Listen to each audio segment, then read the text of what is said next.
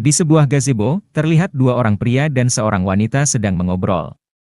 Salah seorang pria yang bernama Kang In Yang, kemudian berbicara. Bang Cheonwoo, terima kasih sudah mengundangku ke rumahmu yang indah ini. Bang Cheonwoo kemudian menjawab. Rumah ini bukan milikku, tapi milik ayahku. Kang In Yang membalas. Meskipun begitu, aku beruntung punya teman sepertimu. Li Shunhua, yang duduk di samping Kang In Yang, tiba-tiba saja berbicara. Kapan kau akan membuatkan rumah seperti ini untukku? Kang In Yang kemudian menjawab sambil merangkul Li Shunhua. Tunggu saja. Begitu bisnis pertambangan ayahku sukses, kita akan segera bertunangan. Li Shunhua pun tersenyum setelah mendengar ucapan Kang In Yang. Kang In Yang kemudian bertanya kepada Bang Cheonwoo.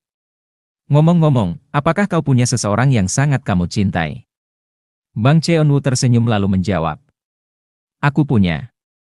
Kau akan mengetahuinya nanti. Mendengar hal itu, Kang In Yang pun berkata. Kita adalah saudara. Kenapa kau merahasiakannya? Aku jadi sedikit kecewa.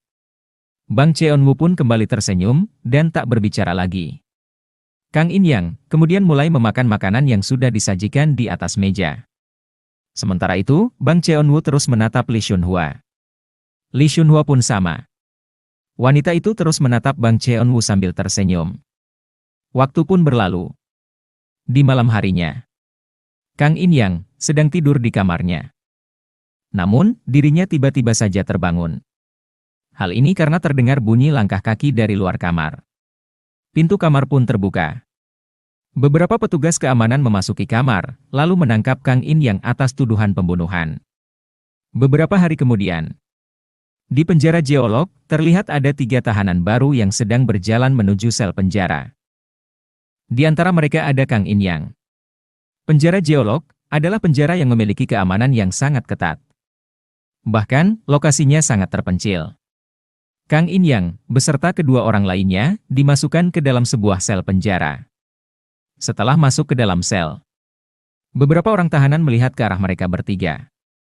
Penjaga yang mengantar Kang In Yang kemudian berbicara. Kalian akan ditempatkan di sini. Jangan buat masalah dan diam saja. Jika kalian membuat keributan, maka hukuman kalian akan bertambah. Penjaga itu kemudian melihat ke arah pria tua yang sedang duduk bersila di sudut sel penjara. Penjaga itu kemudian berbicara di dalam hatinya. Pria tua itu adalah tahanan tertua di penjara geolog. Tetapi, aku tidak ingat tuduhan apa yang dilayangkan kepadanya. Apa yang dia lakukan hingga bisa dipenjara selama lebih dari 30 tahun. Kapan-kapan aku harus melihat catatan pria tua itu. Setelah berbicara dalam hatinya, penjaga itu pun mengunci pintu sel, lalu pergi dari sana.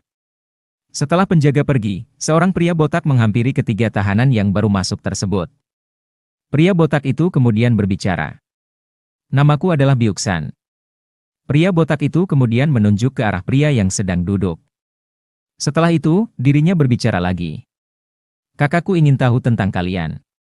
Jadi, berdirilah satu persatu, lalu perkenalkan diri kalian. Seorang pria kemudian berdiri lalu memperkenalkan diri.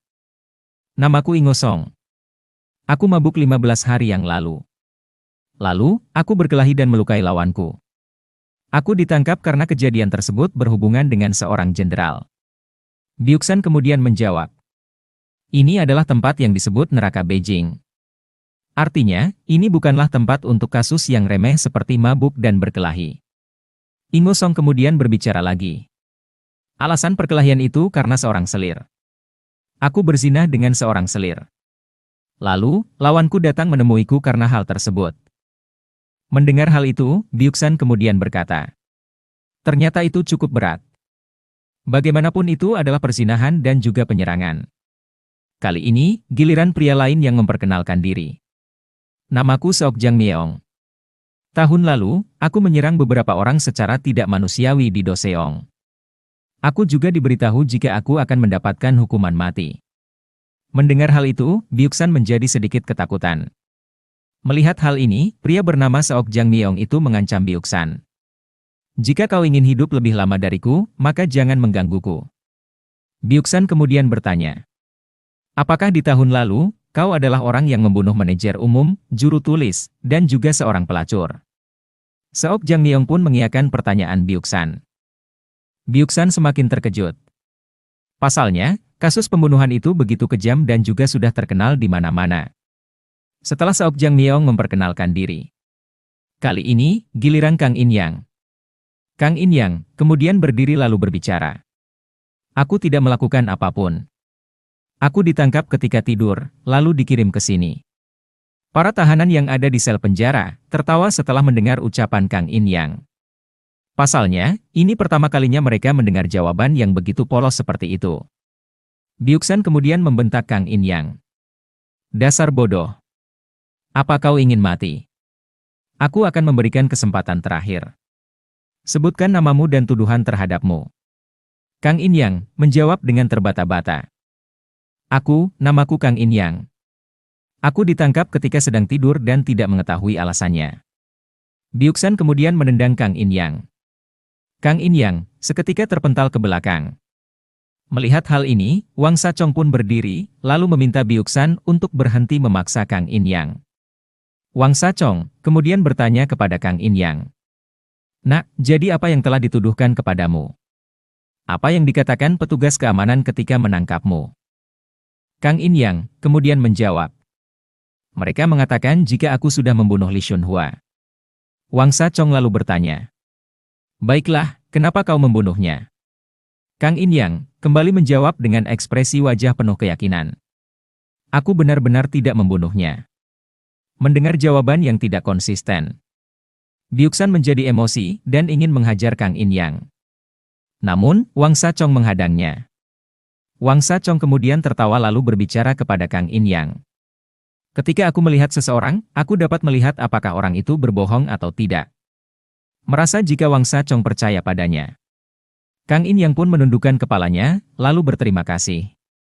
Tiba-tiba saja, pria tua yang berada di sudut sel penjara mendecakkan lidahnya seolah mencibir tindakan Wang Sachong. Byuksan menghampiri pria tua itu, lalu membentaknya. Hei, tua bangka. Jika kau melakukan hal itu sekali lagi, maka aku akan menghajarmu. Pria tua itu hanya diam dan terus berkultivasi, mengabaikan ancaman Byuksan. Berbeda dengan Byuksan, Wang Sachong justru merasa ada yang janggal dengan pria tua tersebut. Wang Sachong merasakan perasaan yang tidak enak ketika melihat pria tua tersebut. Dirinya sebenarnya tak ingin berurusan dengan pria tua tersebut. Kang In-yang kemudian duduk di hadapan Wang Sachong beserta para pengikutnya. Wang Sachong kemudian memperkenalkan diri kepada Kang In-yang. Setelah itu, Byuksan kemudian berbicara kepada Kang In-yang. Karena kakak menyukaimu, maka kehidupanmu di sini akan berjalan lancar. Kakak akan memberikan beberapa pukulan, jadi kau tahan saja. Wang Sachong kemudian mendekati Kang In-yang dan bersiap untuk memberikan beberapa pukulan penyambutan. Namun, Kang In-yang tidak menginginkan hal ini. Maka dari itu, dirinya pun langsung berlari ke arah pria tua yang ada di sudut sel penjara. Kang In-yang kemudian bersembunyi di belakang pria tua tersebut. Dirinya lalu berkata kepada pria tua tersebut. Kakek, tolong aku. Pria tua itu menjawab. Dalam hidupku, aku tidak pernah melindungi orang lain. Kang In-yang terkejut mendengar ucapan pria tua tersebut. Wang Sachong kemudian mencengkram tangan Kang In-yang, lalu menyeretnya. Para bawahan Wang Sachong kemudian berbaris. Mereka berbaris untuk mencegah orang lain agar tidak mengganggu upacara penyambutan ini. Ingosan, yang berada di sisi sel penjara, berbicara kepada Seok Jangmyeong. Bukankah kita harus menghentikannya? Seok Jangmyeong menjawab dengan acuh tak acuh. Biarkan saja. Biasanya begitulah yang terjadi di tempat seperti ini. Wang Sachong kemudian menampar Kang In-yang. Kang In-yang seketika terjatuh. Saat terjatuh, dirinya mendengar suara telepati dari pria tua yang ada di sudut sel penjara. Jika kau ingin hidup dengan baik, kau harus mempertaruhkan nyawamu sendiri. Kang In-yang kemudian berpikir. Ucapan pria tua itu benar. Hanya orang-orang yang berusaha sebaik mungkin yang dapat bertahan hidup. Kang In-yang lalu berbicara dalam hatinya. Lagi pula, aku akan mati. Entah sekarang atau di masa depan. Itu tak ada bedanya. Kang In-yang kemudian bangkit, lalu menggigit hidung Wang Sachong. Hidung Wang Sacong pun robek dan terus mengeluarkan darah. Wang Sacong semakin emosi. Kali ini, dirinya benar-benar ingin membunuh Kang In Yang. Wang Sacong kemudian meninju wajah Kang In Yang. Kang In Yang kembali terpental. Tak cukup sampai di sana. Wang Sacong langsung bersiap untuk menginjak wajah Kang In Yang. Namun, tiba-tiba saja, sebuah jerami menancap di kakinya. Wang Sacong pun terjatuh karena kehilangan keseimbangan. Melihat hal ini, Biuksan pun mencoba mencabut jerami tersebut. Namun, Biuksan gagal. Hanya sepotong jerami yang berhasil dia cabut. Sementara itu, sepotong lagi masih menancap di kaki Wang Sacong. Wang Sacong mengerang kesakitan dan terus menyalahkan Biuksan. Sementara itu, Biuksan merasa kebingungan. Bagaimana bisa jerami yang lembek itu bisa menancap? Biuksan kemudian menggunakan pisau untuk mencongkel sisa jerami yang masih menancap. Tindakannya ini membuat Wang Sacong terus berteriak kesakitan. Sementara itu, Kang In Yang segera menghampiri pria tua yang berada di sudut sel penjara. Kang In Yang kemudian bertanya bagaimana caranya pria tua tersebut mengirimkan telepati kepadanya. Namun, pria tua itu tetap diam dan terus berkultivasi. Di sisi lain, Biuksan akhirnya berhasil mencabut jerami tersebut. Wang Sacong kemudian melihat ke arah pria tua yang berada di sudut sel penjara, lalu berbicara di dalam hatinya. Pria tua itulah pelakunya. Pria tua itu adalah seorang seniman bela diri yang sangat hebat. Untungnya, aku tidak terlalu memprovokasinya. Beberapa detik setelah itu, Seok Jang Yeong menghampiri Wang Sacong. Seok Jang Yeong kemudian berkata, "Dirimu terlihat menyedihkan." Tepat setelah selesai berbicara, Seok Jang Yeong menginjak kaki Wang Sacong yang sebelumnya terluka karena jerami. Wang Sacong terus berteriak kesakitan. Jika hal ini terus berlanjut, Wang Sacong akan menjadi pincang. Namun, Seok Jang Yeong terus menginjak kaki Wang Sacong. Seok Jang Yeong kemudian berkata, "Aku hanya ingin memastikan hierarki yang ada di sini. Aku tidak bisa membiarkan orang yang pincang terus berkuasa." Kang In Yang dan bawahan Wang Sacong hanya bisa melihat kejadian ini. Pria tua yang berada di sudut sel penjara kemudian berkata kepada Kang In Yang, "Jika kau menunjukkan titik lemahmu, maka kau akan diserang. Itulah hukum dunia ini." Setelah Wang Sacong tak berdaya, Seok Jang Yeong kemudian berbicara kepada bawahan Wang Sacong. "Mulai sekarang, akulah pemimpin di sini. Jika kalian memiliki keluhan, bicaralah. Lalu, aku akan menginjak kalian sampai mati." Setelah berbicara, Seok Jang Yeong menghampiri pria tua yang ada di sudut sel penjara. Seok Jang Yeong kemudian bersujud lalu berbicara kepada pria tua tersebut. "Biarkan saya melayani Anda. Saya siap menunggu bimbingan dari Anda." Beberapa jam kemudian, Kang In Yang berteriak memanggil penjaga. Salah seorang penjaga kemudian menghampirinya. Kang In Yang berkata kepada penjaga tersebut sambil menunjuk ke arah Wang Sacong. "Ada orang yang terluka parah. Dia membutuhkan perawatan." Penjaga itu kemudian berkata sambil menendang Kang In Yang. "Kenapa kau tidak mengkhawatirkan dirimu sendiri? Apa yang terjadi di dalam sel penjara, maka selesaikan juga di dalam sel penjara. Itu adalah aturan tak tertulis. Apa kau mengerti? Lagian, kalian semua akan mati di sini." Kang In Yang kemudian menjawab, "Kami akan mati menurut hukum. Tolong jangan putuskan nasib kami senaknya." Penjaga itu semakin emosi setelah mendengar jawaban Kang In Yang. Tiba-tiba saja, penjaga itu mendengar suara telepati dari pria tua yang ada di sudut sel penjara. "Segera bawa orang yang terluka itu pada tabib." Penjaga itu terkejut, lalu melihat ke arah pria tua yang ada di sudut sel penjara. Saat melihat pria tua tersebut, dirinya kembali mendengar suara telepati. "Jika tidak segera membawanya, maka pergelangan kakimu akan patah, seperti kaki orang yang sedang terluka itu." Penjaga itu pun gemetar ketakutan. Dirinya sadar, jika ancaman pria tua itu akan menjadi kenyataan. Dengan terpaksa, penjaga itu pun membuka pintu sel penjara. Dirinya lalu meminta Kang In Yang untuk menggendong Wang Sacong, lalu membawanya ke ruangan tabib. Setelah sampai di ruangan tabib, Kang In Yang membaringkan Wang Sacong di atas tempat tidur. Tabib pun datang lalu bertanya kepada Kang In Yang. Siapa yang menyuruhmu membawa pasien ke sini? Kang In Yang terdiam. Tiba-tiba saja, tabib itu mendengar suara telepati dari pria tua yang ada di sudut sel penjara. Aku yang menyuruhnya. Dan biarkan anak itu tinggal bersamamu. Tabib yang bernama Yi Won-ho itu pun terkejut. Yi Won-ho sudah tahu mengenai kekuatan pria tua tersebut. Maka dari itu, Yi Won-ho tak bertanya lebih jauh. Yi Won-ho kemudian mengeluarkan sisa jerami yang ada di kaki Wang Sachong. Setelah selesai, Yi Won-ho pun berkata, aku sudah selesai mengeluarkan sisa jerami yang ada di kakinya. Dengan ini, lukanya tak akan terinfeksi. Tapi, tulang pergelangan kakinya hancur. Hal ini akan membuatnya pincang selama sisa hidupnya. Saat Yi Won-ho akan memasangkan perban di kaki Wang Sachong, Kang In Yang meminta agar dirinya ikut membantu. Yi Won-ho kemudian memperbolehkan Kang In Yang memasang perban. Setelah selesai, Yi Won-ho memuji Kang In Yang karena mahir memasang perban. Tiba-tiba saja, bawahan Yi Won-ho datang, lalu memberitahunya jika sudah banyak sekali pasien yang menunggunya. Wajah Yi Won-ho seketika terlihat khawatir. Melihat kekhawatiran di wajah Yi Won-ho, Kang In Yang pun bertanya, apakah peperangan sedang terjadi? Yi Won-ho kemudian menjawab, bukan perang. Tapi, sedang terjadi wabah penyakit. Wabah itu telah menyebar di antara para pekerja yang membangun benteng.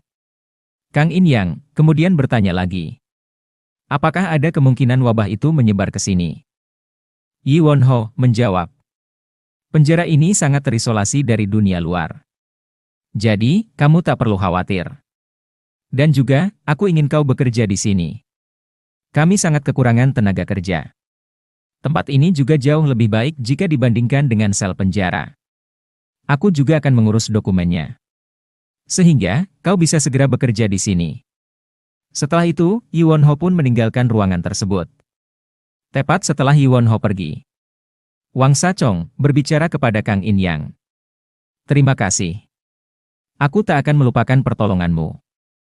Beberapa menit setelah itu, pintu ruangan pun terbuka. Salah seorang penjaga kemudian memberitahu Kang In Yang jika ada seseorang yang mengunjunginya.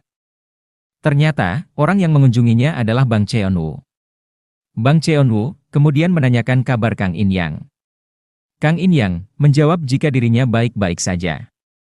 Bang Cheon-woo kemudian berkata, orang tuamu meninggalkan Beijing. Mereka berkata akan kembali ke kampung halaman. Sepertinya, kenalan ayah Li Xunhua membuat kehidupan orang tuamu menjadi sulit. Setelah mendengar hal itu, Kang In Yang berkata, tapi, aku tidak membunuh Li Xunhua. Bang Cheon-woo kemudian menjawab, itu mungkin benar. Tapi, kau tidak punya bukti. Mengucapkan hal itu tak akan banyak membantumu. Kudengar, eksekusimu akan dilakukan saat musim gugur. Kang In Yang lalu berkata sambil meneteskan air mata. Mereka seharusnya membunuhku sekarang. Lebih baik aku mati daripada hidup seperti ini. Bang Cheon-woo kemudian berkata, jika bukan kau yang membunuhnya, maka pembunuh yang sebenarnya masih ada di luar sana. Kau diidentifikasi sebagai pembunuhnya karena mereka menemukan pakaian berlumuran darah di bawah tempat tidurmu.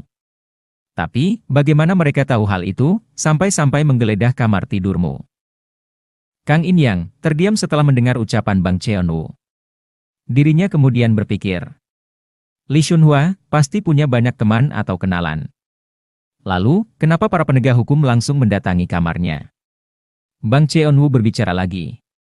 Aku berpikir untuk melacak siapa saja orang yang sudah masuk ke dalam rumahmu pada hari itu. Seseorang pasti menuduh dan menjebakmu atas kejahatan tersebut. Itulah sebabnya, kau tidak boleh putus asa. Aku akan membebaskanmu dari tuduhan palsu ini. Kang In Yang kembali meneteskan air mata, lalu berbicara kepada Bang Cheon-woo. Terima kasih. Kaulah satu-satunya orang yang bisa kuandalkan. Bang Cheon-woo menyeringai kemudian menjawab. Itulah gunanya teman. Malam harinya, pria tua yang duduk di sudut sel penjara terus melakukan kultivasi. Energi Qi terus berkumpul di telapak tangannya. Namun, pria tua itu tiba-tiba saja batuk mengeluarkan darah. Pria tua itu kemudian pergi dari sel penjara menuju ruangan Kang In Yang. Setelah sampai, pria tua itu membangunkan Kang In Yang. Karena bingung, Kang In Yang pun bertanya, "Bagaimana Anda bisa ada di sini?" Pria tua itu menjawab, "Ayo pergi. Ada tempat yang harus kita kunjungi." Setelah selesai berbicara, pria tua itu pun mengangkat tangannya. Secara tidak terduga, tubuh Kang In Yang tiba-tiba saja melayang di udara. Pria tua itu kemudian membawa Kang In Yang ke tepi pantai sambil melayang di udara. Sesampainya di tepi pantai, Kang In Yang berkata kepada pria tua tersebut, "Bisa terbang di udara. Anda benar-benar seorang seniman bela diri yang sangat hebat." Pria tua itu tersenyum, lalu bertanya kepada Kang In Yang, "Wajahmu terlihat bahagia. Apakah bekerja bersama tabib membuatmu senang?" Kang In Yang menjawab, "Sebenarnya, temanku datang mengunjungiku. Temanku berkata, jika dirinya akan berusaha untuk menghapus semua tuduhan terhadapku. Jadi, aku memiliki sebuah harapan." Melihat tingkah polos Kang In Yang, pria tua itu pun berkata, "Jangan percaya siapapun. Jangan menilai orang dari luarnya saja. Kau harus menjadi orang yang bisa memecahkan masalahmu sendiri. Untuk itu, aku akan memberikan kekuatan agar kau bisa melakukannya." Kang In Yang bingung dengan ucapan pria tua tersebut. Maka dari itu, dirinya pun bertanya, "Tapi, apa maksud Anda?" Pria tua itu lalu berkata, "Berbaliklah lalu duduk." Kang In Yang tak bertanya lagi. Dirinya kemudian berbalik, lalu duduk bersila. Sementara itu, si pria tua langsung duduk bersila di belakang Kang In Yang. Pria tua itu kemudian berkata sambil memegangi pundak Kang In Yang, "Kau harus menahan semua ini." Tepat setelah berbicara, pria tua itu pun mentransfer energi internal miliknya kepada Kang In Yang. Kang In Yang, yang bukan seorang seniman bela diri, berteriak kesakitan. Melihat hal ini, pria tua itu pun membentak Kang In Yang, "Tahan. Jika kau ingin menjadi lebih kuat dan ingin membersihkan namamu, maka tahan." Meskipun begitu, Kang In Yang terus berteriak kesakitan. Namun, pria tua itu tak peduli dan terus mentransfer energi internalnya. Beberapa jam kemudian, karena sudah tidak kuat, Kang In Yang pun akhirnya pingsan. Melihat hal ini, pria tua itu pun membawa kembali Kang In Yang. Tepat sebelum pergi, pria tua itu berkata, "Aku akan kembali besok." Keesokan harinya, setelah bangun tidur, Kang In Yang langsung menyapu lantai. Tak lama setelah itu, Yi Wonho pun datang lalu berbicara kepada dirinya. "Berkat dirimu, tempat ini jadi terlihat jauh lebih bersih. Aku penasaran, apa hubunganmu dengan sesepuh senior?"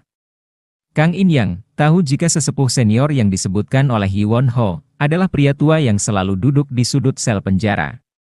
Maka dari itu, dirinya pun bertanya, "Mungkinkah aku bisa bekerja di sini karena dia?"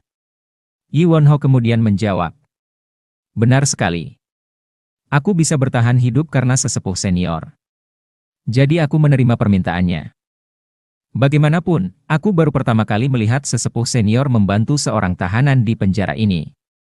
Jadi, kau jangan sampai mengecewakan dia." Di malam harinya, pria tua itu kembali menemui Kang In Yang. Seperti kemarin, mereka berdua pun pergi ke tepi pantai.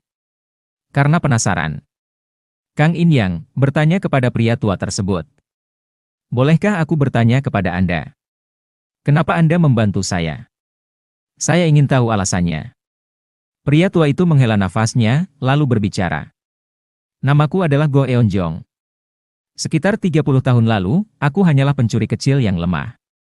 30 tahun lalu, aku mencuri sebuah peti yang berisi seni bela diri rahasia dari sekte Quan Shen. Ternyata, orang yang menyuruhku mencuri peti tersebut telah menjebakku.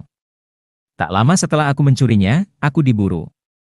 Jadi, aku pun meninggalkan keluargaku dan terus melarikan diri. Tapi, kabar jika diriku melarikan diri terus menyebar. Karena itu, para master bela diri dari sekte Quan Shen dan para master kuat lainnya terus mengejarku. Itulah kenapa aku memilih penjara dengan keamanan maksimum seperti ini untuk bersembunyi. Para seniman bela diri hebat tak pernah masuk penjara. Dan pihak kekaisaran juga tak akan memenjarakan mereka. Jadi, penjara adalah satu-satunya titik buta mereka." Lalu, aku menghabiskan 30 tahun waktuku di sini untuk menguasai seni bela diri yang berasal dari dalam peti yang aku curi.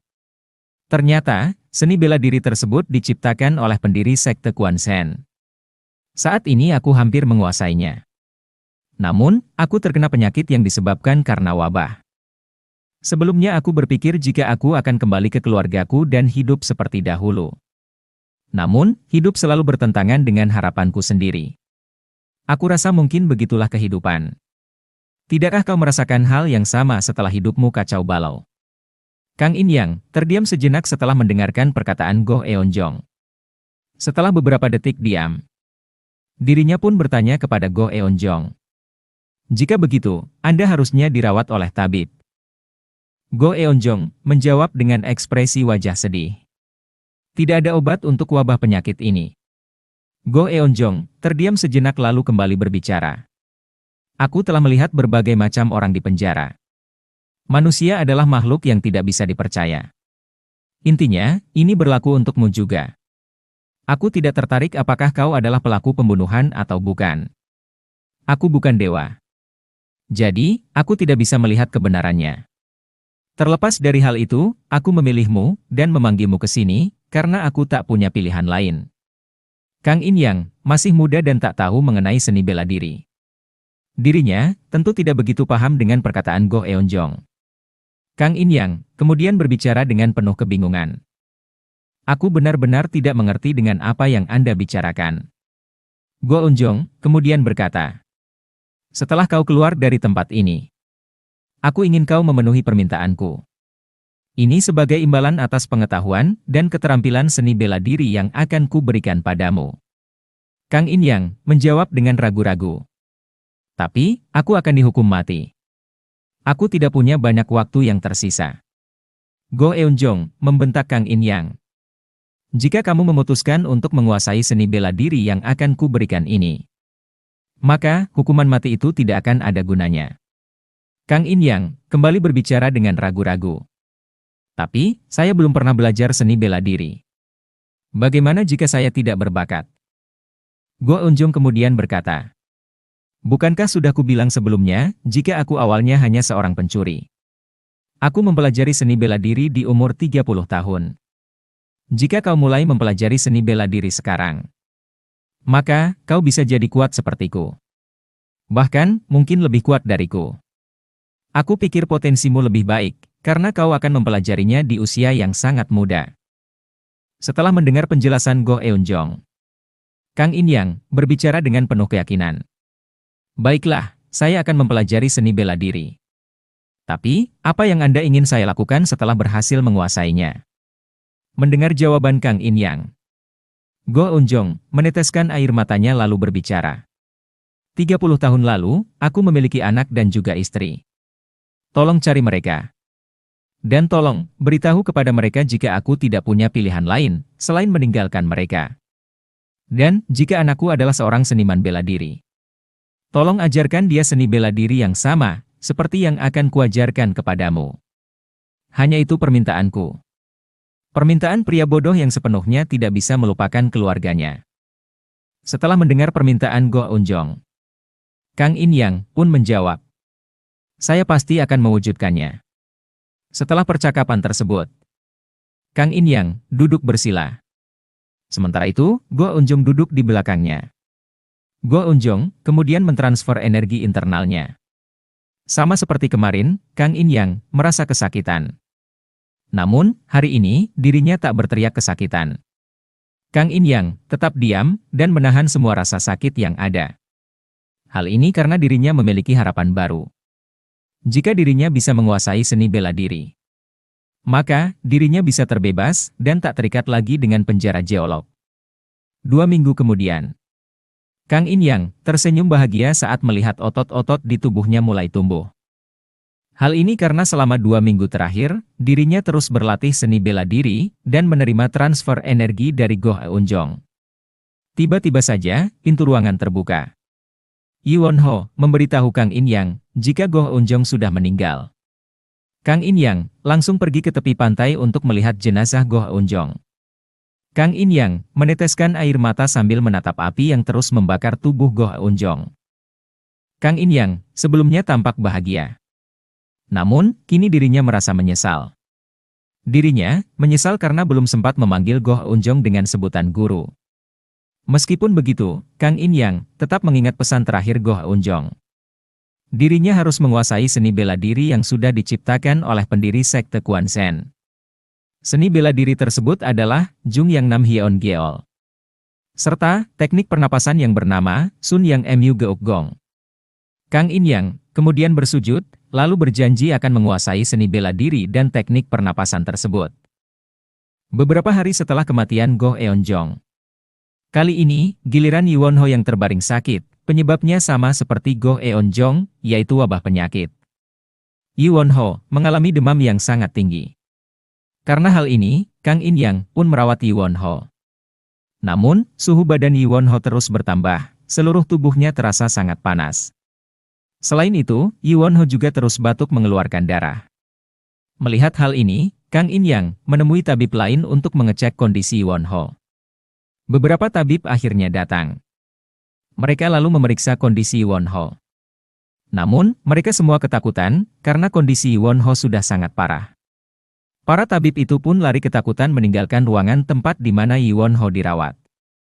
Meskipun begitu, Kang In-yang terus merawat Yi Won-ho seorang diri. Dan setelah 3 hari berlalu, Yi Won-ho pun meninggal. Karena meninggalnya Yi Won-ho, hal ini membuat Kang In-yang harus kembali tinggal di sel penjara. Kang In-yang bersama dengan Wang Sachong yang sudah sembuh akhirnya kembali ke sel penjara. Saat mereka berdua masuk ke dalam sel penjara, keadaan sudah berubah. Seok Jang Myeong sudah menjadi penguasa di sel penjara. Byuk-san yang sebelumnya bawahan Wang Sachong, kini malah mengejek Wang Sachong.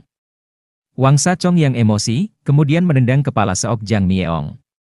Seok Jang Myeong yang tak sempat menghindar, terlempar ke samping. Kepalanya menabrak dinding. Wang Sachong dengan cepat mengeluarkan pisau, lalu menyerang Seok Jang Myeong. Para tahanan yang ada di dalam sel penjara terkejut. Tindakan ini benar-benar pengecut. Tapi, begitulah hukum di sini. Sama seperti Seok Jang Myeong yang menyerang Wang Sachong di saat kakinya terluka. Wang Sachong pun menyerang Seok Jang Myeong menggunakan senjata. Seok Jang Myeong pun akhirnya mati. Hierarki di dalam sel penjara kembali berubah. Setelah memastikan kematian Seok Jang Myeong, Wang Sachong pun menendang kepala Byuk-san. Byuk-san pun meminta maaf, lalu menyuruh semua tahanan yang ada di sana bersujud di hadapan Wang Sachong. Namun, ada satu orang yang tidak bersujud. Orang itu adalah Kang In-yang. Melihat hal ini, Byuk-san pun memarahi Kang In-yang. Namun, Wang Sachong kembali menendang kepala Byuk-san. Wang Sachong kemudian berkata kepada Byuk-san, "Mulai sekarang, tak ada yang boleh mengganggu anak itu. Kecuali jika kau ingin mati." Hal ini dilakukan Wang Sachong untuk membalas budi, karena Kang In-yang sudah menolongnya. Sementara itu, Kang In-yang terus berkultivasi di sudut sel penjara. Seolah-olah menggantikan gurunya yaitu Go Eun-jong. Beberapa hari kemudian, seorang penjaga datang, kemudian memberitahu Kang In-yang jika ada orang yang mengunjunginya. Kang In-yang kemudian pergi bersama penjaga tersebut untuk bertemu dengan orang yang mengunjunginya. Saat berjalan, Kang In-yang sedikit menduga-duga, apakah orang yang mengunjunginya adalah Bang Cheon-woo. Ternyata, orang yang mengunjunginya bukanlah Bang Cheon-woo, melainkan seorang pria dan seorang wanita yang sama sekali tak dikenalnya. Pria yang mengunjunginya itu kemudian berbicara. "Kami berdua adalah anak tabib Yi Won-ho. Apakah kau orang yang bernama Kang In-yang?" Kang In-yang menjawab, "Ya, namaku Kang In-yang." Setelah mendengar jawaban Kang In-yang, pria itu berbicara lagi. "Kami berdua mendengar jika kau adalah orang yang merawat ayah. Jadi, kami datang ke sini untuk berterima kasih." Pria itu terdiam sejenak lalu memperkenalkan diri. "Namaku, Yi Seo-in. Dan orang di sampingku adalah Min Seo, adik perempuanku." Min Seo yang sedari tadi diam kini berbicara, seolah-olah memperkenalkan diri kepada Kang In-yang. "Sama seperti ayah, kakak laki-lakiku adalah seorang tabib. Sementara itu, aku adalah murid sekte pedang Jinan. Sekarang, aku bertindak sebagai pengawalnya." Setelah Min Xiao berbicara, Yi Xiaoin bertanya kepada Kang In Yang. Kami berdua tidak bisa pergi begitu saja, tanpa mengetahui lebih banyak tentang dirimu dan mengucapkan terima kasih. Bagaimanapun, aku ingin tahu mengapa kamu dipenjara di sini. Aku tidak bermaksud apa-apa. Aku hanya ingin mencari beberapa cara untuk membantumu. Kang In Yang menjawab sambil menundukkan kepalanya. Aku dipenjara karena kasus pembunuhan. Min Xiao yang kaget mendengar jawaban Kang In Yang, kemudian berkata, Astaga, bagaimana bisa? Kang In Yang kemudian menjawab, gadis yang kucintai dibunuh. Namun, para penjaga mengatakan jika akulah pembunuhnya. Mereka menyiksaku selama beberapa hari. Hal ini karena mereka memiliki beberapa bukti yang tidak bisa aku jelaskan. Sulit menahan semua siksaan. Pada akhirnya, aku hanya bisa pura-pura mengaku agar semua siksaan itu berhenti. Setelah mendengar hal ini, Yi Xiaoin kemudian bertanya kepada Kang In Yang. Jika yang kamu katakan benar, bukankah kamu harus membersihkan namamu? Kang In Yang lalu menjawab, aku punya teman di luar penjara yang sedang membantuku. Yi Xiaoin kemudian berkata, jika begitu, aku senang mendengarnya. Aku harap segera mendapat kabar baik darimu. Setelah percakapan tersebut, Min Xiao pun memberikan semangat agar Kang In Yang tidak putus asa. Setelah itu, mereka berdua pun pergi meninggalkan penjara. Setelah berada di luar penjara, Min Xiao yang merasakan adanya kejanggalan, bertanya kepada Yi Xiaoin. Apakah menurutmu dia benar-benar seorang pembunuh?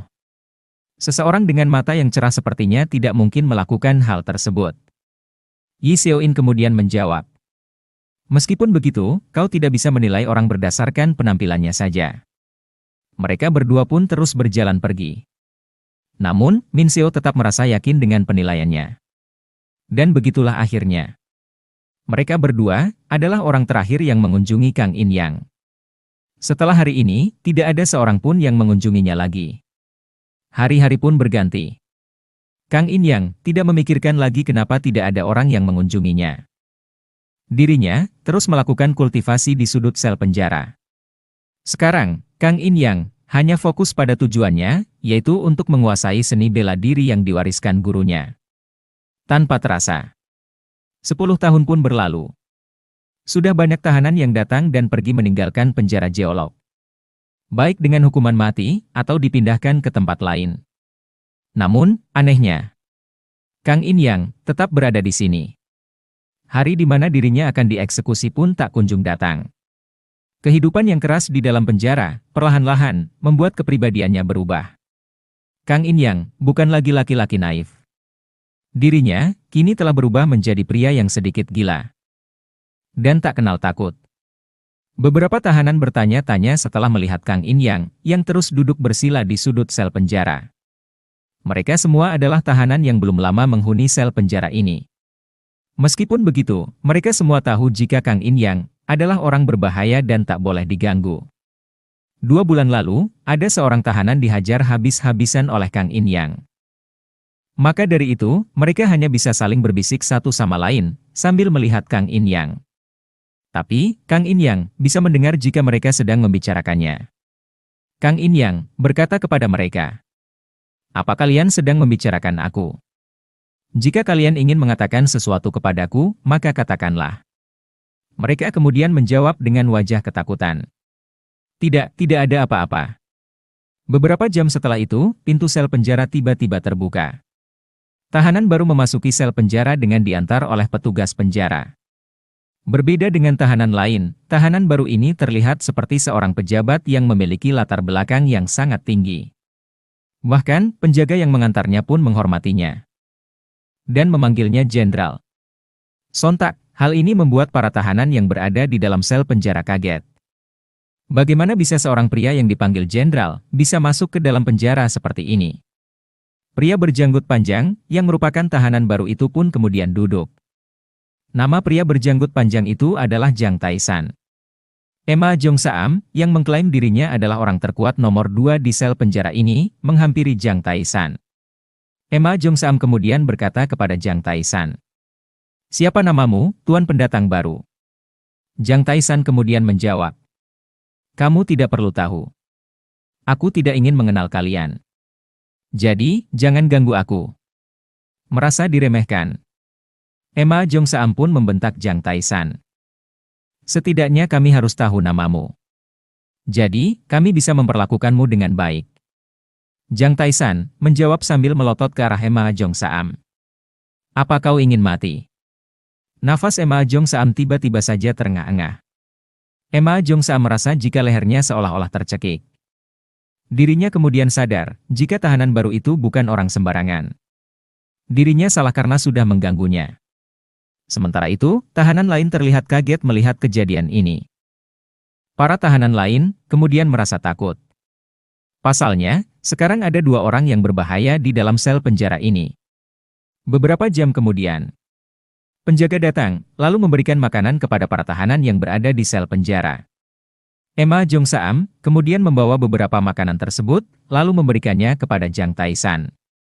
Hal ini dilakukan Emma Jongsaam untuk menebus kesalahannya, sekaligus untuk mengakrabkan diri. Namun, Jiang Taisan tidak memakan makanan yang dibawa Emma Jongsaam. Melihat hal ini, Kang In Yang berkata kepada Jiang Taisan, "Dasar orang tua. Aku tidak tahu kejahatan apa yang telah kamu lakukan. Tapi, kau harus makan." Mendengar ucapan Kang In Yang, Jiang Taisan merasa tersinggung. Pasalnya, Jiang Taisan berasal dari sekte bergengsi. Dirinya juga seorang seniman bela diri hebat yang sudah terkenal di Murim. Karena kehebatannya pula, Jiang Taisan diangkat menjadi kepala daerah. Serta, mendapatkan pengakuan dari pihak kekaisaran. Namun, Jiang Taisan merasa jika alasan dirinya dipenjara adalah karena dijebak oleh lawan politiknya yang bernama Tuan Song. Jadi, ucapan Kang In Yang benar-benar sangat menyinggung harga dirinya. Kini, Jiang Taisan terlihat sedang menahan amarah. Beberapa tahanan yang lain menjadi takut melihat hal ini. Namun, Kang In Yang terlihat tidak takut sama sekali. Jiang Taisan kemudian bertanya kepada Kang In Yang, "Siapa kau sebenarnya?" Kang In Yang menjawab dengan tenang, "Aku seorang tahanan kasus pembunuhan." Mendengar hal itu, Jiang Taisan semakin emosi. Dirinya ingin sekali menghajar Kang In Yang. Namun, jika dirinya sampai melakukan hal tersebut, masalahnya akan semakin rumit. Dan, lawan politiknya lah yang akan diuntungkan. Maka dari itu, Jiang Taisan pun menahan diri. Tidak ada untungnya menghajar Kang In Yang. Lagi pula, dirinya tidak melakukan kejahatan seperti semua tahanan yang ada di sini. Jiang Taisan kembali berpikir. Jika dirinya menghajar Kang In Yang, maka itu sama saja dengan mengakui jika dirinya sama dengan semua tahanan yang ada di sini. Jiang Taisan pun menghela nafasnya, lalu berbicara. "Terserah apa katamu. Tapi, aku berbeda denganmu." Mendengar jawaban penuh percaya diri Jiang Taisan, Kang In Yang kembali memprovokasinya. Pria tua ini terlalu percaya diri. Pria tua ini merasa jika dirinya masuk penjara karena kesalahan yang tidak dirinya lakukan. Ternyata, dia sama seperti aku. Hei pria tua, kamu tidak boleh putus asa. Aku sendiri belum lama tinggal di penjara ini. Tapi, aku yakin, kau bisa mendapatkan kesenangan di sini. Jiang Taisan pun bertanya, sambil menahan amarahnya yang kembali muncul. Sudah berapa lama kau ada di penjara ini? Kang In Yang menjawab dengan ekspresi acuh tak acuh. Sebulan, mungkin 2 bulan yang lalu. Intinya, aku belum lama masuk penjara. Ucapan Kang In Yang semakin memantik emosi Jiang Taisan. Pasalnya, Kang In Yang seperti sedang mempermainkannya. Melihat hal ini, Emma Jongsaam segera berbicara kepada Jiang Taisan. Jangan terpancing olehnya. Dia adalah orang yang tidak waras. Sejauh yang aku tahu, dia sudah dipenjara selama 10 tahun di sini. Mendengar hal itu, Jiang Taisan kembali menghela nafasnya. Dirinya sadar, tak ada untungnya terus berbicara dengan orang tidak waras seperti Kang In Yang. Pembicaraan antara dirinya dan Kang In Yang berhenti. Di malam harinya, Jiang Taisan kembali memperhatikan Kang In Yang. Dirinya merasa jika ada yang janggal dengan Kang In Yang. Sebagai orang yang sudah berpengalaman dalam hal kultivasi, Jiang Taisan merasa heran setelah melihat Kang In Yang. Pasalnya, dia terus berkultivasi dari tadi siang sampai sekarang. Jika Kang In Yang adalah orang biasa, sangat mustahil untuk melakukan hal tersebut. Menjaga posisi duduk bersila dan terus berkonsentrasi selama kultivasi, bukanlah hal yang mudah. Bahkan, nafas Kang In Yang tidak terdengar sama sekali. Ini menandakan jika Kang In Yang sudah sangat berpengalaman. Hal ini membuat Jiang Taishan bingung. Keesokan harinya, seorang tahanan baru kembali dimasukkan ke dalam sel penjara. Tahanan baru itu bernama Mokbul In. Emma Jong Saam kemudian bertanya mengenai identitas Mokbul In, beserta alasan dia masuk ke penjara geolog. Namun, Mokbul In terus diam dan tak menjawab satupun pertanyaan Emma Jong Saam. Hal ini membuat Emma Jong Saam marah. Emma Jong Saam kemudian menghajar Mokbul In. Meskipun begitu, Mokbul In tetap diam dan tak melawan balik sama sekali. Di malam harinya, di saat hampir semua tahanan tertidur, Mokbul In bangun. Dirinya lalu mengeluarkan semacam obat penenang dari mulutnya. Obat penenang tersebut bernama Dupa Wushan. Dupa Wushan adalah obat penenang terkuat yang ada di Murim. Jika seseorang menghirup aroma dari Dupa Wushan, maka orang tersebut akan langsung pingsan. Setelah dirasa semua orang yang berada di sel penjara menghirupnya, Mokbul In pun mengeluarkan sebuah jarum dari rambutnya. Perlahan namun pasti, Mokbul In terus mendekati Jiang Taishan. Saat jarak sudah semakin dekat, Mokbul In mencoba menusuk leher Jiang Taishan. Namun, hal di luar dugaan terjadi. Mokbul In tiba-tiba saja tak bisa menggerakkan tubuhnya. Dirinya pun kebingungan dengan apa yang sedang terjadi. Tiba-tiba saja, Kang In Yang berbicara. "Apa yang sedang kau lakukan?" Mokbul In seketika terkejut. Bagaimana bisa Kang In Yang masih tetap sadar setelah menghirup Dupa Wushan? Melihat Mokbul In yang diam, Kang In Yang berbicara lagi. "Jarum apa itu? Kenapa kau mau menusuk orang tua itu dengan jarum?" Mokbul In pun menjawab dengan penuh ketakutan. "Aku tidak akan menusuknya. Aku hanya ingin memperbaiki pakaiannya yang robek." Namun, tepat ketika Mokbul In selesai berbicara, Jiang Taishan tersadar. Jiang Taishan langsung mendorong tubuh Mokbul In. Mokbul In pun terpental. Jiang Taishan kemudian mengambil jarum yang sebelumnya digenggam Mokbul In. Jiang Taishan kemudian bertanya, sambil mengancam Mokbul In dengan cara mendekatkan jarum itu ke kulitnya. "Senjata apa yang kau gunakan ini?" Mokbul In pun menjawab, "Itu adalah jarum pencuri kehidupan." Mendengar hal itu, Jiang Taishan pun berbicara lagi. "Sekarang aku mengerti. Jadi, ini adalah jarum yang dijual secara rahasia oleh klan Tang. Lalu, kenapa kau menggunakan jarum ini untuk membunuhku?" Mokbul In menjawab, "Aku hanya mengikuti perintah." Jiang Taishan bertanya lagi, "Siapa yang memberimu perintah?" Mokbul In kemudian membalas, "Huang Chong, Jenderal Sekte Bei Cheon." Jiang Taishan terdiam sejenak, lalu berbicara lagi. Sekte Bei Cheon adalah salah satu sekte dari fraksi Jalur Hitam. Tapi, aku tidak pernah memiliki masalah dengan Huang Chong. Jadi, kenapa dia ingin membunuhku? Mokbul In kembali menjawab, "Aku dengar jika itu adalah permintaan dari pejabat pemerintah." Jiang Taishan kaget mendengar hal ini. Dirinya kembali bertanya dengan nada serius, "Apakah kau tahu siapa pejabat pemerintah yang ingin membunuhku itu?" Mokbul In menjawab dengan penuh ketakutan, "Aku sendiri tidak tahu. Tapi, Huang Chong kemungkinan mengetahuinya." Jiang Taishan terdiam, lalu memperhatikan pundak Mokbul In. Ternyata, ada sepotong jerami yang menancap di pundaknya. Hal ini pula yang mengakibatkan Mokbul In tidak bisa bergerak dan gagal membunuhnya. Jiang Taishan lalu bertanya-tanya, "Siapa yang sudah melakukan hal ini?" Pasalnya, untuk menembakkan jerami sampai menancap seperti itu sangatlah sulit. Bahkan, dirinya pun tak bisa melakukannya. Jiang Taishan lalu melihat ke arah Kang In Yang. Jiang Taishan kemudian bertanya, "Apakah kau yang melakukannya?" Kang In Yang kemudian menjawab, "Yah, nama teknik itu adalah ledakan oriole emas. Seperti burung yang menungkik memburu mangsanya." Meskipun ucapan Kang In Yang sedikit tidak nyambung, tapi Kang In Yang tetaplah orang yang sangat kuat. Maka dari itu, Jiang Taishan pun berbicara dengan sopan. Teknik yang sangat elegan. "Ngomong-ngomong, siapa gurumu?" Kang In Yang menjawab dengan nada acuh tak acuh. Dia adalah pencuri. Jang Taisan kembali menahan emosinya. Pasalnya, jawaban Kang In Yang terdengar penuh kebohongan. Setidaknya, begitulah menurut sudut pandang Jang Taisan. Meskipun pada kenyataannya memang benar, jika guru Kang In Yang, yaitu Goh Eun Jong, awalnya adalah seorang pencuri. Kang In yang sebelumnya sudah mendengar percakapan antara Jang Taisan dan Mok Bul-in, bertanya mengenai lokasi sekte Beicheon yang sebelumnya mereka berdua bicarakan. Mok Bul-in kemudian menjawab jika lokasi sekte Beicheon tak jauh dari sini. Kang In kemudian berkata sambil melihat Jang Taisan.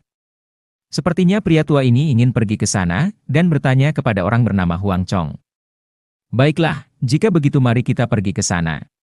Jang Taisan kemudian berbicara kepada Kang In Yang. Apa kamu pikir kita bisa pergi ke sana? Kang In Yang menjawab dengan penuh percaya diri. Kita masih memiliki kaki. Jadi, kita bisa pergi ke sana. Jang Taisan hanya bisa diam setelah mendengar ucapan tidak masuk akal Kang In Yang. Kang In Yang kemudian berbicara kepada Mok Bul-in. Kau juga harus ikut pergi ke sana. Kau harus membimbing kami sampai ke sana. Anggap saja dirimu sebagai penunjuk arah. Mok Bul-in menjawab dengan ekspresi wajah heran. Bagaimana bisa begitu? Aku bahkan tidak bisa menggerakkan tubuhku. Setelah mendengar ucapan Mok Bul-in, Kang In Yang dengan cepat mengeluarkan jerami yang menancap di pundak Mok Bul-in dengan tenaga dalamnya. Seketika itu pula, Mok Bul-in bisa bergerak kembali. Melihat hal ini, Jang Taisan pun memberi hormat kepada Kang In Yang. Pasalnya, hanya orang-orang kuat saja yang bisa melakukan hal tersebut. Namun, Kang In Yang tak terlalu menanggapinya. Dirinya kemudian bangkit dari tempat duduknya lalu berjalan ke arah pintu sel penjara. Dengan tenaga dalamnya, Kang In Yang menghancurkan gembok sel penjara. Pintu sel penjara pun terbuka. Mereka bertiga kemudian berjalan keluar sel penjara. Saat berjalan, Jang Taisan bertanya-tanya dalam hatinya. Seberapa kuat sebenarnya Kang In Yang? Sampai-sampai bisa menghancurkan gembok penjara dengan cara semudah itu. Saat mereka bertiga keluar dari bangunan penjara, puluhan penjaga sudah mengepung mereka. Salah satu penjaga kemudian berkata, "Dasar bajingan. Berani-beraninya kalian melarikan diri. Apakah kalian ingin mati?" Kang In Yang menjawab dengan tenang. "Kami tidak akan melarikan diri. Ada masalah mendesak yang harus segera kami selesaikan. Jadi, jangan buat masalah ini menjadi rumit. Tunggu saja, kami akan segera kembali." Setelah selesai berbicara, Kang In Yang melompat sambil menggenggam tangan Jang Taisan dan Mok Bul-in. Mereka bertiga pun pergi meninggalkan penjara. Para penjaga yang berada di sana merasa kebingungan dan tak bisa berbuat apa-apa. Salah satu penjaga kemudian melaporkan kejadian ini kepada kepala penjara. Song Yo, yang merupakan kepala penjara, bertanya kepada penjaga yang melaporkan kejadian ini. Siapa tahanan yang melarikan diri itu? Penjaga itu menjawab. Mereka adalah Mok Bul-in, Jang Taisan, dan Kang In Yang. Kemungkinan Jang Taisan yang membawa kedua tahanan itu. Jang Taisan sendiri sangat kuat. Bahkan, dirinya dijuluki si pemecah masalah. Namun, mereka bilang akan kembali ke penjara. Song Yo terdiam sejenak lalu berbicara. Jika dia membawa Mok Bul-in, dia pasti pergi ke sekte Beicheon. Kau tidak perlu khawatir. Untuk sekarang, kembalilah. Dan tunggu mereka kembali. Penjaga itu membalas. Apakah kita hanya akan menunggu mereka? Dan tak akan mengejar mereka sama sekali. Song Yo kemudian berkata. Lalu, apakah menurutmu kita bisa mengejar dan menangkap mereka? Penjaga itu terdiam. Perkataan Song Yo benar. Kekuatan para penjaga yang ada di sini tak akan bisa mengalahkan Jang Taisan. Song Yo kemudian berbicara lagi sambil tersenyum. Menangkap mereka akan menjadi tugas orang lain. Sementara itu, Kang In Yang, Jang Taisan, dan Mok Bul-in terus bergerak menuju sekte Beicheon. Mereka bertiga seolah-olah terbang di udara. Hal ini karena Kang In Yang menggunakan tenaga dalamnya untuk mempercepat perjalanan. Sementara itu, Mok Bul-in bertugas menunjukkan jalan kepada Kang In Yang. Dengan kerjasama mereka berdua, perjalanan ke Sekte Beicheon pun berlangsung cukup cepat. Setelah beberapa puluh menit bergerak, mereka bertiga akhirnya sampai. Untuk mempersingkat waktu, Kang In-yang tidak mengetuk pintu Sekte Beicheon. Dirinya langsung melompati benteng lalu mendarat di dalam Sekte Beicheon. Kang In-yang kemudian berkata kepada mereka berdua, "Sekarang, lakukanlah apa yang ingin kalian lakukan." Jang Taisan hanya diam setelah mendengar ucapan Kang In-yang. Jang Taisan masih sangat terkejut dengan kekuatan Kang In-yang. Pasalnya, dirinya baru kali ini melihat seniman bela diri yang sangat hebat seperti Kang In-yang. Beberapa penjaga Sekte Beicheon kemudian datang mengepung mereka bertiga. Han Garim, yang merupakan kapten keamanan Sekte Beicheon, berkata kepada mereka bertiga, "Siapa sebenarnya kalian bertiga? Beraninya kalian menyelinap masuk ke sini? Tindakan yang sangat tidak sopan." Mok Bul-in kemudian berbicara kepada Han Garim. "Saudara Han, ini aku Mok Bul-in dari kelompok Naga Merah." Han Garim terkejut, lalu bertanya kepada Mok Bul-in, "Saudara Mok, apa yang terjadi padamu? Kenapa kau terlihat compang-camping?" Mok Bul-in kemudian menjawab, "Banyak hal yang telah terjadi. Ada masalah mendesak yang perlu segera aku selesaikan. Tolong segera beritahu Jenderal." Han Garim kemudian berbicara kepada Mok Bul-in. "Meskipun kelompok Naga Merah selalu beroperasi dalam penyamaran, seharusnya kau memberitahukan hal ini terlebih dulu kepadaku. Kau bahkan menyelinap masuk ke sini.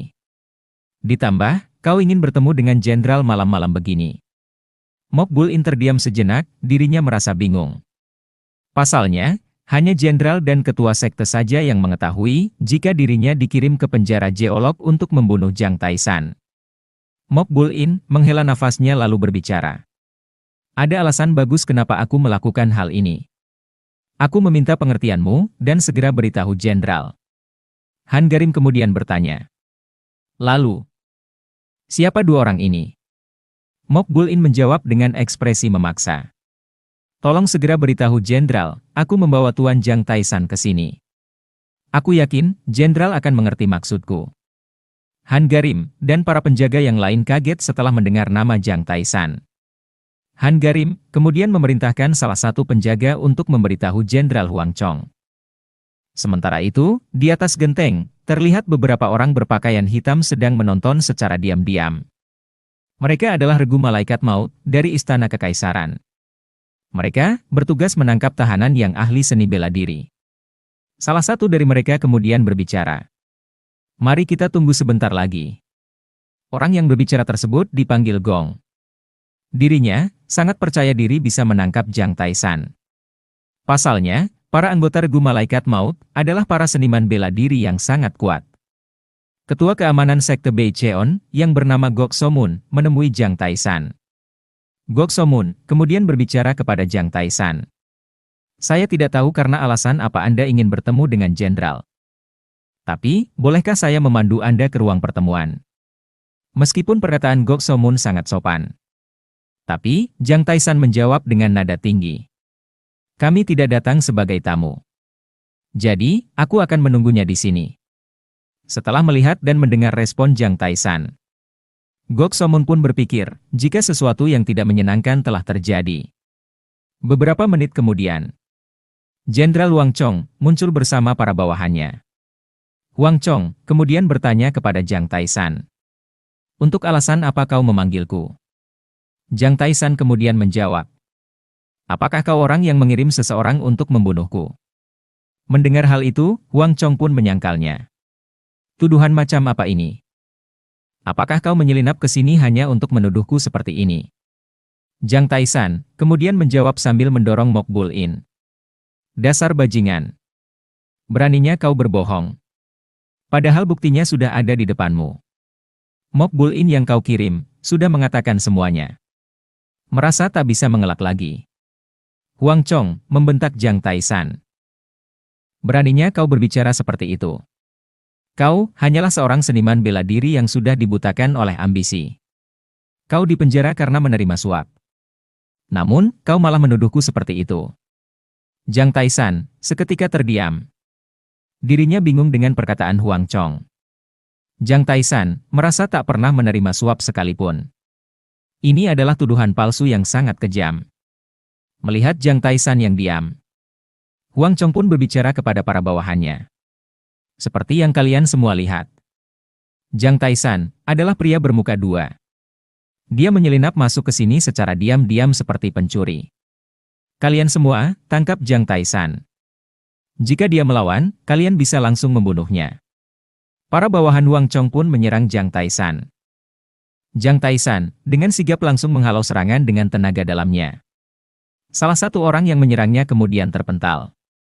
Jiang Taisan lalu merebut pedang orang tersebut. Dirinya kemudian menghalau dan menyerang balik orang-orang yang menyerangnya. Dengan teknik pedang miliknya, Jiang Taisan bisa membalikan keadaan. Meskipun hanya seorang diri, Jiang Taisan mendominasi pertarungan ini. Jenderal Huang Chong terkejut melihat hal ini. Pasalnya, Jiang Taisan sangat kuat. Salah satu bawahannya berkata kepadanya, jika pertarungan ini terus berlanjut, banyak orang yang akan mati. Namun, Huang Chong tak ingin mundur. Dirinya memilih untuk terus melanjutkan pertarungan tersebut. Sambil menunggu ketua sekte Bei Cheon datang. Di sisi lain, Kang In Yang terus bertepuk tangan, seolah terhibur dengan pertarungan ini. Beberapa menit kemudian, ketua sekte Bei Cheon yang bernama Heo Waipai datang bersama para bawahannya. Heo Waipai kemudian bertanya kepada Jiang Taisan, apa alasanmu menyerang sekte Bei Cheon? Jiang Taisan menjawab dengan tenang, apakah kau adalah orang yang mengirim Mok Bul-in untuk membunuhku? Mok Bul-in berkata jika Jenderal Huang Chong yang mengirimnya. Heo Waipai kemudian menjawab, maka kau harus bertanya kepada Jenderal Huang Chong mengenai masalah ini. Jiang Taisan kemudian membalas. Jenderal Huang Chong berkata jika dirinya tidak tahu apa-apa. Itulah kenapa aku bertanya padamu. Setelah mendengar hal itu, Heo Waipai terdiam sejenak, lalu berbicara. Aku tidak pernah memberi perintah seperti itu. Jadi, sudah sepantasnya kau meluruskan hal ini dengan Jenderal Huang Chong. Dan tak perlu membuat keributan seperti ini. Jiang Taisan pun terdiam. Dirinya belum menemukan bukti keterlibatan Heo Waipai. Namun, Jiang Taisan tetap yakin jika Huang Chong lah yang sudah memerintahkan Mok Bul-in untuk membunuhnya. Tanpa berpikir lebih lama lagi, Jiang Taisan melesat ke arah Huang Chong. Melihat hal ini, Heo Waipai memerintahkan bawahannya untuk menghentikan Jiang Taisan. Pertarungan pun kembali terjadi. Dan, hal yang sama pun kembali terjadi. Jiang Taisan dengan mudah mengalahkan bawahan Heo Waipai. Hal ini membuat Huang Chong ketakutan. Pasalnya, Jiang Taisan bisa mengalahkan bawahan Heo Waipai dengan mudah. Jika hal ini terus berlanjut, bukan tidak mungkin, dirinya akan mati di tangan Jiang Taisan. Melihat kejadian ini, orang-orang bertopeng hitam yang berada di atas genteng, mulai bergerak. Mereka semua turun untuk menghentikan Jiang Taisan. Salah satu dari mereka kemudian membentak Heo Waipai. Kami datang bukan untuk membantu kalian. Jadi, lebih baik kalian mundur. Heo Waipai hanya bisa menunduk, seolah-olah takut dengan orang-orang bertopeng hitam tersebut. Sementara itu, Jiang Taisan hanya diam, sambil memperhatikan orang-orang bertopeng hitam tersebut. Dirinya merasakan, jika kekuatan orang-orang bertopeng hitam itu sangat tinggi. Jiang Taisan sadar. Jika orang-orang bertopeng hitam itu menyerangnya secara bersamaan, maka dirinya akan kalah. Meskipun begitu, Jiang Taisan merasa sedikit tenang. Pasalnya, Kang In Yang tidak mungkin hanya diam dan terus menonton. Jika Kang In Yang ikut bertarung, Jiang Taisan yakin Kang In Yang akan menang. Setelah selesai mengamati, Jiang Taisan pun berbicara kepada orang-orang bertopeng hitam tersebut. Siapa kalian sebenarnya? Salah satu dari mereka menjawab. Apakah menurutmu kami akan mengungkapkan identitas kami semudah itu? Jiang Taisan, kau harus ikut dengan kami. Jiang Taisan kemudian bertanya. Kemana kalian akan membawaku? Apa kalian berasal dari pemerintah? Salah satu dari orang-orang bertopeng hitam itu menjawab. Tak perlu banyak bertanya. Ikuti saja kami dengan tenang. Jiang Taisan kemudian berkata. Aku dijebak dan dipenjara secara tidak adil. Sekte Beicheon, bahkan mengirimkan seseorang untuk membunuhku. Jika kau yang berada di posisiku, tidakkah kau ingin mencari siapa dalang di balik semua ini? Salah satu dari orang-orang bertopeng hitam tersebut menjawab. Jika aku berada di posisimu, aku akan melaporkannya kepada pemerintah. Tapi, kau malah memilih kabur dari penjara. Itulah pola pikir orang-orang yang berasal dari Murim. Mereka menganggap bisa menyelesaikan semua permasalahan hanya dengan kekuatan dan seni bela diri. Pola pikir seperti itu bisa menghancurkan perdamaian dunia. Jiang Taishan terdiam. Jawaban pria bertopeng hitam itu kemungkinan benar.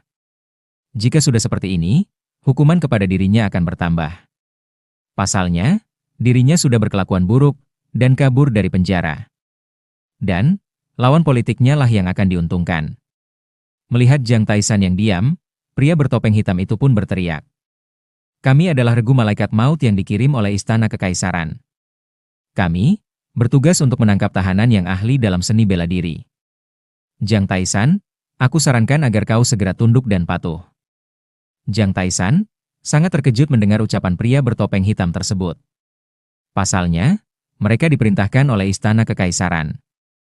Jiang Taishan menghela nafasnya. Dirinya tak akan bisa kembali lagi. Dirinya sudah kalah. Dan, lawan politiknya yang bernama Tuan Song sudah menjadi pemenangnya. Tiba-tiba saja, Kang In Yang berbicara memecah keheningan. Sungguh omong kosong. Kau mengatakan seharusnya dia melapor kepada pemerintah. Tapi, kau bersekutu dengan Sekte Beicheon. Lalu, menunggu di sini untuk mengepung kami. Apa kau bilang dia harusnya melapor kepada pemerintah dan terus menunggu di penjara? Aku yakin, pemerintah tak akan mendengarkan laporan Jiang Taishan. Justru, pembunuh lain akan terus datang untuk membunuhnya. Ucapan kalian penuh kebohongan. Dasar bajingan sialan. Orang-orang bertopeng hitam itu terkejut mendengar ucapan Kang In Yang. Sebelumnya, mereka sudah mendapatkan informasi mengenai Kang In Yang. Menurut informasi yang mereka dapat, Kang In Yang adalah tahanan kasus pembunuhan. Meski begitu, Kang In Yang adalah orang yang naif dan polos. Namun, hari ini, mereka menyaksikan jika kepribadian Kang In Yang sangat berbeda dengan informasi yang mereka dapat.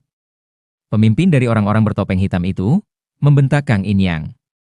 Bajingan, berani-beraninya kau berkata seperti itu. Melihat hal ini, Jiang Taishan pun berbicara. Apakah hal itu benar? Lalu, bagaimana kalian tahu jika aku akan pergi ke sini? Pemimpin orang-orang bertopeng hitam itu menjawab. Apa yang kau bicarakan? Kami hanya mengikuti perintah dari Hakim Malaikat Maut. Mendengar hal ini, Jiang Taishan pun membentak pemimpin dari orang-orang bertopeng hitam tersebut. Lalu, bagaimana Hakim Malaikat Maut tahu jika aku akan pergi ke sini? Itu berarti, dia tahu jika orang yang ingin membunuhku berasal dari Sekte Beicheon. Hakim Malaikat Maut bahkan tidak mencegah orang yang ingin membunuhku. Itu berarti, Hakim Malaikat Maut bekerja sama dengan orang yang sudah menjebakku. Pemimpin orang-orang bertopeng hitam itu kemudian menjawab. Kita tidak bisa terus berdebat dan membuang-buang waktu seperti ini. Kami akan menyelidiki hal tersebut secara diam-diam. Untuk sekarang, ikutlah bersama kami dan jangan terus menolak. Tiba-tiba saja, Kang In Yang kembali berbicara. Kau pasti sedang bercanda. Kau terus berbicara omong kosong. Mendengar hal ini, pemimpin orang-orang bertopeng hitam itu pun marah. Dirinya kemudian memerintahkan bawahannya untuk menangkap Kang In Yang. Dua orang pun melesat ke arah Kang In Yang. Namun, saat jarak semakin dekat, Kang In Yang menampar salah satu dari mereka. Orang yang ditampar oleh Kang In Yang terpental sejauh beberapa meter. Melihat hal ini, orang kedua yang menyerang Kang In Yang segera mengeluarkan pedang. Orang itu kemudian mencoba menebas Kang In Yang. Namun, Kang In Yang segera menonjok wajahnya. Sama seperti sebelumnya. Orang itu pun terpental sejauh beberapa meter. Melihat hal ini, pemimpin orang-orang bertopeng hitam itu menjadi semakin heran. Pasalnya, tak ada informasi yang menyatakan jika Kang In Yang adalah seniman bela diri yang sangat kuat. Sementara itu, Jiang Taishan tersenyum melihat kejadian ini. Dirinya sudah menduga jika Kang In Yang akan menang. Pemimpin orang-orang bertopeng hitam berteriak kepada para bawahannya, sambil menunjuk ke arah Kang In Yang. Orang itu sudah berani melawan malaikat maut. Bajingan sepertinya pantas untuk mati. Kalian semua, tangkap bajingan itu. Jika dia melawan, kalian boleh membunuhnya. Dua orang bertopeng hitam kemudian menyerang Kang In Yang dengan menggunakan pedang. Gerakan mereka berdua sangat cepat. Selain itu, mereka berdua terus melancarkan serangan yang mematikan. Meskipun begitu, Kang In Yang bisa menghindarinya.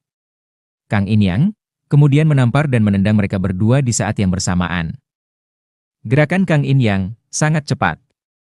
Kedua orang itu pun terlempar lalu menabrak dinding.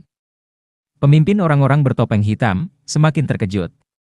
Pasalnya, kedua bawahannya itu sangat kuat. Dirinya jelas tahu jika kedua bawahannya itu merupakan pendekar pedang yang sangat ahli.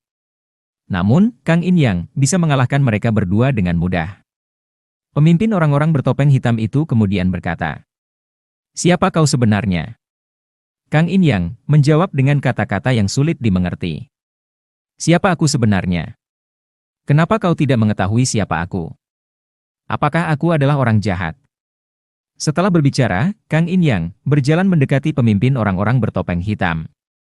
Dirinya kemudian mencengkram kepala pemimpin orang-orang bertopeng hitam tersebut. Pemimpin orang-orang bertopeng hitam merasa kaget sekaligus takut. Pasalnya, dirinya tak bisa menggerakkan tubuhnya. Seolah-olah, semua kekuatannya telah menghilang. Karena takut, pemimpin orang-orang bertopeng hitam itu pun mulai meracau. "Beraninya kau melukai pejabat pemerintah. Apa kau pikir bisa lolos setelah melakukan hal ini? Aku berada di bawah pengawasan kekaisaran. Aku adalah orang yang bertanggung jawab atas keamanan di wilayah ini." Kang In Yang menjawab dengan tenang. "Terus kenapa?" Pemimpin orang-orang bertopeng hitam itu semakin ketakutan. Dirinya kemudian memohon kepada Kang In Yang, "Tolong, ampuni nyawaku." Kang In Yang lalu melepaskan cengkramannya. Pemimpin orang-orang bertopeng hitam itu pun terjatuh. Orang-orang dari sekte Beicheon terkejut melihat semua ini. Mereka semua tak menyangka jika Kang In Yang sangatlah kuat dan juga berbahaya. Setelah melihat ekspresi mereka, Kang In Yang bertanya dengan nada mengancam kepada Huang Chong. "Huang Chong, apakah ketua sektemu benar-benar terlibat dengan semua ini?" Huang Chong tak langsung menjawab. Dirinya memilih untuk bertanya terlebih dulu kepada Hieu Wai Pai yang merupakan ketua sekte Beicheon. Huang Chong sadar, situasinya sudah di luar kendali. Hieu Wai Pai terdiam sejenak. Dirinya sadar sudah tak punya pilihan lain selain berbicara jujur kepada Kang In Yang. Jika dirinya berbohong, Kang In Yang bisa dengan mudah membunuhnya. Kekuatan Kang In Yang sangatlah kuat. Dirinya dan sekte Beicheon bisa saja hancur dalam semalam. Hieu Wai Pai menghela nafasnya, lalu berbicara. "Aku mengakui kekalahanku. Aku akan memberitahu semuanya." Seorang pejabat pemerintah yang bernama Ya Sowol adalah orang yang menginginkan kematian Jiang Taishan. Dia mengancam akan melaporkan kasus korupsi yang sudah kami lakukan ke pemerintah jika tidak mematuhi perintahnya. Aku tidak punya pilihan lain selain menerima permintaannya. Jadi, tolong maafkan aku. Jiang Taishan hanya diam setelah mendengar pengakuan Hieu Wai Pai. Dirinya tahu jika pejabat pemerintah yang bernama Ya Sowol adalah orang kepercayaan musuh politiknya yaitu Tuan Song. Jiang Taishan kemudian berpikir, apakah jika dirinya membunuh Tuan Song, semua masalahnya akan selesai? Jiang Taishan kemudian menghela nafasnya. Sepertinya, itu adalah ide yang buruk. Jika dirinya sampai membunuh Tuan Song, masalahnya justru akan semakin besar. Keluarga Tuan Song, beserta semua bawahannya, kemungkinan akan membalas dendam kepadanya. Jiang Taishan mulai menerima keadaan. Dirinya kemudian bertanya kepada Kang In Yang, "Apa yang akan Anda lakukan sekarang?" Kang In Yang menjawab, "Jika sudah selesai, maka kita harus kembali." Jiang Taishan terkejut mendengar jawaban Kang In Yang. Melihat hal ini, Kang In Yang berbicara lagi. "Kita harus kembali ke penjara. Bukankah kita sudah berjanji akan kembali kepada para petugas penjara?" Jiang Taishan kembali terdiam. Kang In Yang sangatlah kuat. Dirinya bisa saja hidup bebas dan tak perlu terikat dengan penjara geolog. Tapi, kenapa orang sekuat Kang In Yang memutuskan untuk kembali ke penjara? Karena penasaran, Jiang Taishan pun menanyakan alasannya. Dengan kekuatan Anda sudah pantas untuk dipanggil sebagai master yang terhormat. Tapi, kenapa Anda ingin kembali ke penjara? Kang In Yang tersenyum lalu menjawab. Aku hanya ingin mengikuti keinginan guruku. Aku juga belum layak dipanggil seperti itu. Jiang Taishan kemudian membalas. Tapi, Anda memang benar-benar layak dipanggil seperti itu. Di Murim, sangat wajar memanggil seseorang yang begitu kuat dengan sebutan master yang terhormat. Kang In Yang tertawa lalu menjawab dengan nada acuh tak acuh. Jadi begitu. Tapi, benarkah jika aku begitu kuat?